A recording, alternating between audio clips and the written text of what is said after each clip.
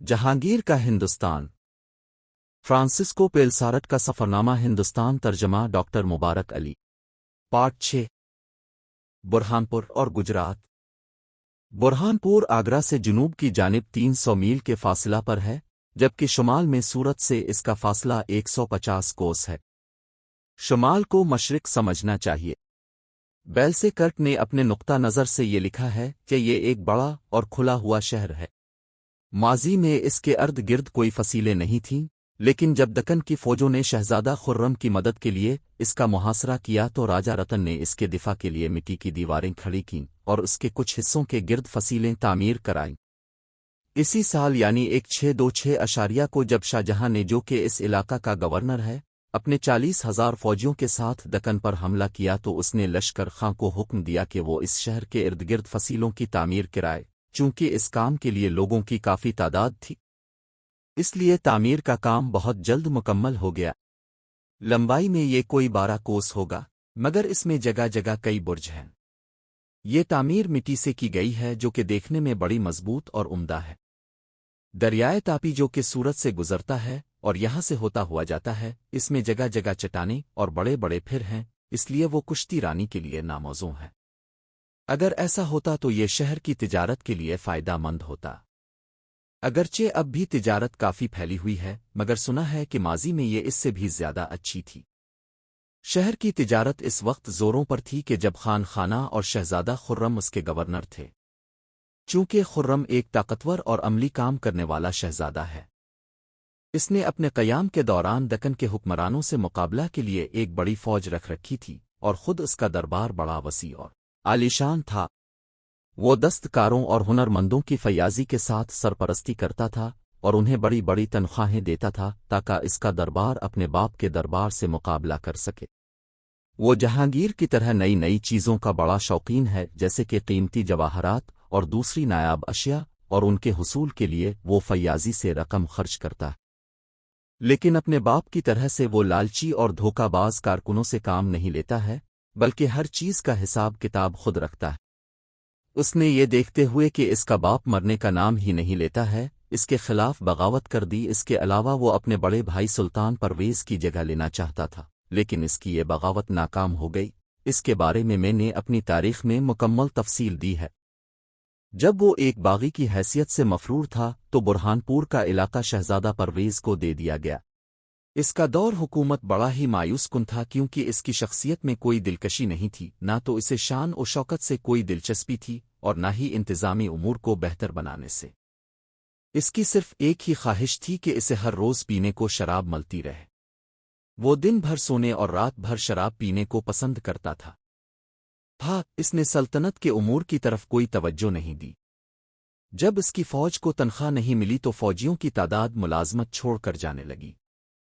اس وجہ سے جب فوجیوں کی تنخواہیں کم ہوئیں تو اس کے کارکنوں نے سختی سے لگان وصول کرنا شروع کر دیا۔ اس نے کسانوں کو تو غریب کر دیا، مگر درباریوں کو امیر سے امیر تر بنا دیا۔ برہانپور میں انگریزوں کی تجارتی کو بھی ہوا کرتی تھی کہ جہاں سے مختلف قسم کی تجارتی اشیاء کی فروخت ہوتی تھی، جیسے کہ موٹا اونی کپڑا، سیسا، نن پارا، مخمل اور کائیں۔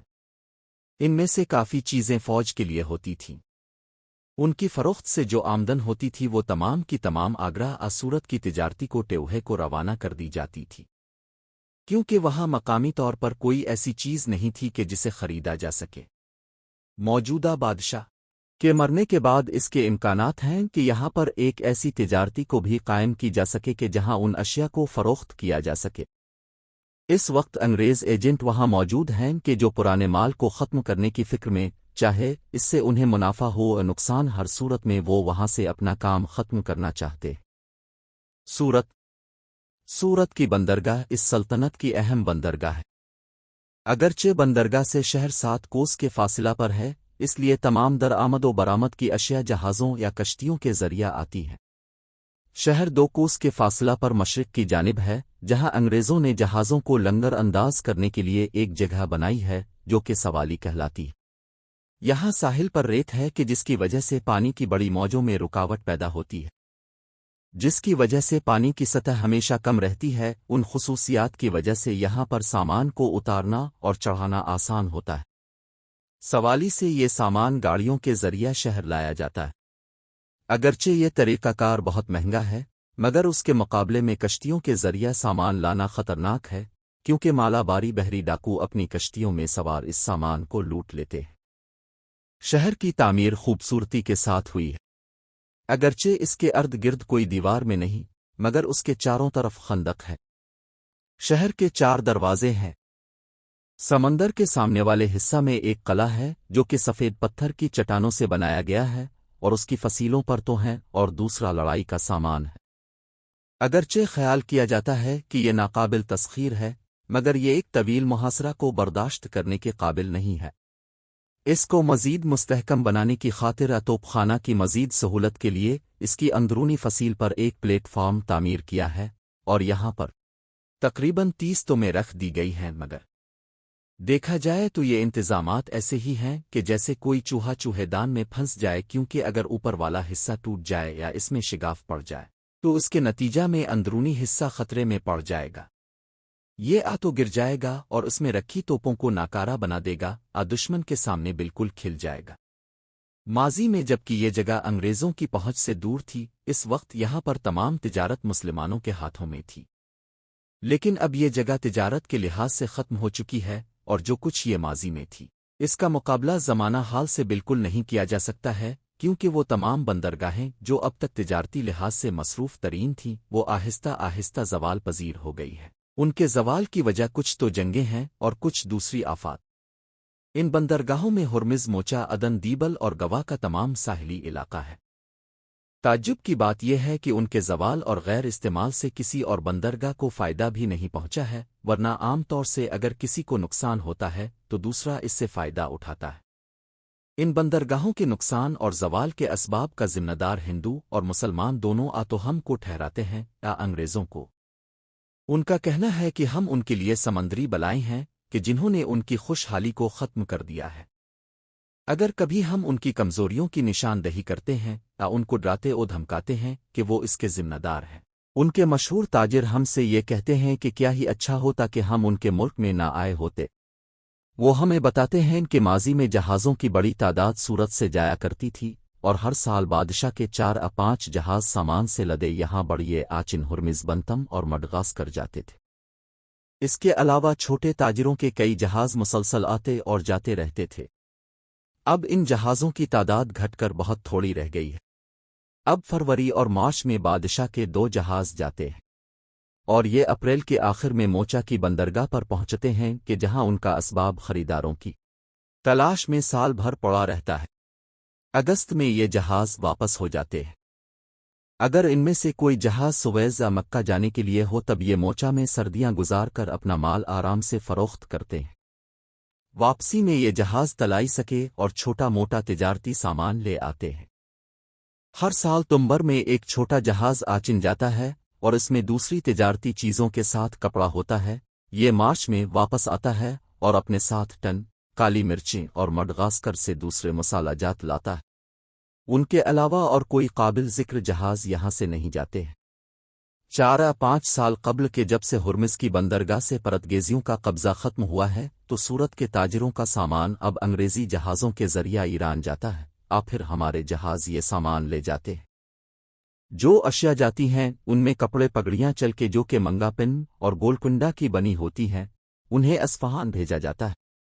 لیکن یہ جو چیزیں ہمارے جہازوں پر جاتی ہیں وہ ان سے مقابلہ نہیں کرتی ہیں کہ جو ہم لے جاتے ہیں۔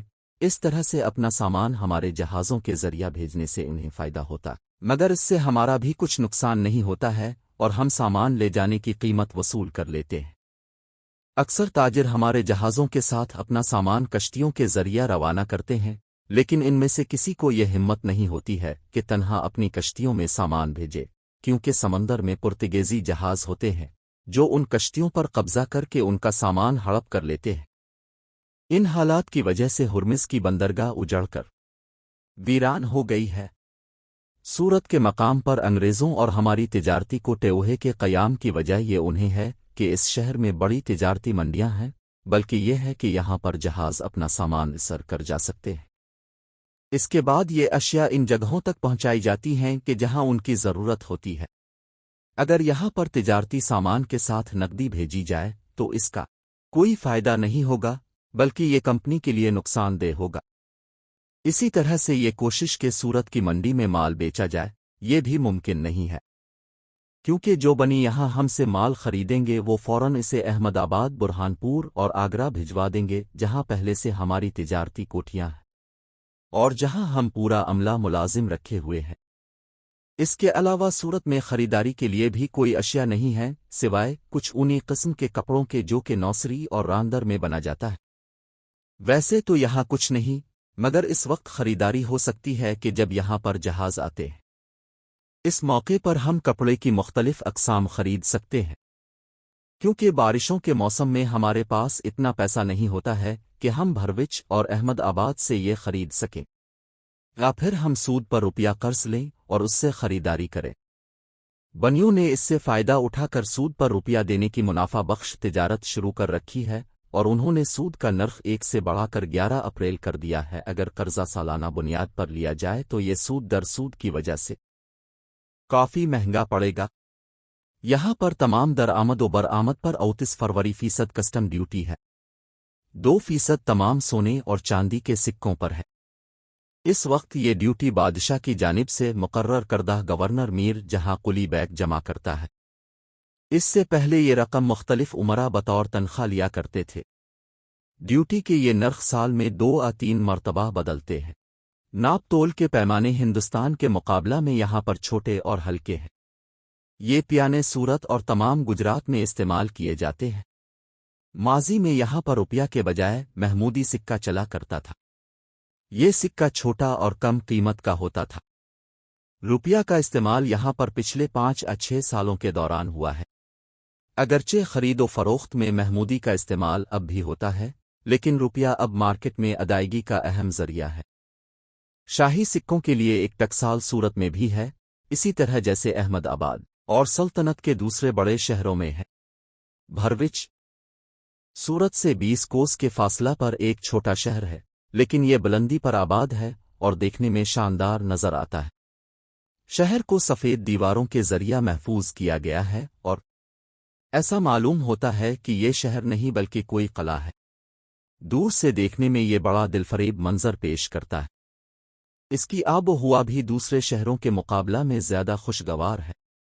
इसकी वजह इसकी बुलंदी है, जिसकी वजह से यहाँ पर हुआ ताज़ा और साफ हो जाती है। एक और वजह यह भी है कि शहर की दीवारों के पीछे दरियाए नर्मदा बहता है। ये दरिया हंडिया से बहता हुआ हिंदुस्तान और दक्कन को एक दूसरे से जुदा करता है। इस शहर की आमदन का बड़ा जरिया कपड़े की सनत है और यहाँ पर सबसे उम्दा बाफ्ता तैयार होता है। मोचा, मोज़न और जावा के लिए यहाँ से ही कपड़ा तैयार होकर जाता है। इसके अलावा बड़ौदा और दूसरे करीबी कस्बों और छोटी जगहों पर भी बरामद के लिए कपड़ा तैयार किया जाता है। इसलिए कपड़े की खरीदारी के लिए यहाँ पर एक तिजारती कोठी की ज़रूरत है, मगर उसके बदले में यहाँ पर कुछ फ़रोख्त नहीं किया जा सकता है, क्योंकि लोग गरीब कारीगर हैं। यहाँ जो भी सामान लाया जाता है, चाहे वो फ़रोख्त के लिए हो या दूसरी जगह ले जाने के लिए, इस पर ड्यूटी देनी पड़ती है। ये नर्ख 11 फरवरी फ़ीसद है। सामान की कीमत का अंदाज़ा शहर का काजी लगाता है। देखा जाए तो ये गरीब ताजिरों को लौटने का एक जरिया है। मसलन अगर लौंग अहमदाबाद या आगरा के लिए यहाँ लाई जाए तो उस पर उसी नर्ख से ड्यूटी देनी पड़ती है जो कि यहाँ की मंडी में है। अगर ये ड्यूटी ना हो तो ये आगरा ले जाने वाला सामान बुरहानपुर के बजाय यहाँ से ले जाते और उस पर हमारी लागत निस्फ आती। इसलिए ज़रूरी है कि हम तो उसके खात्मा के लिए कोशिश करें, बादशाह से इसके लिए मुआफ़ी की दरख्वास्त दें। पेल्से कर्क ने इसके बाद इन मसालहों और अद्वियात का जिक्र किया है कि जिनकी ज़रूरत यूरोप में है और जो हिंदुस्तान में पाई जाती हैं, जैसे शोरा और बोरिक्स, ओगरे,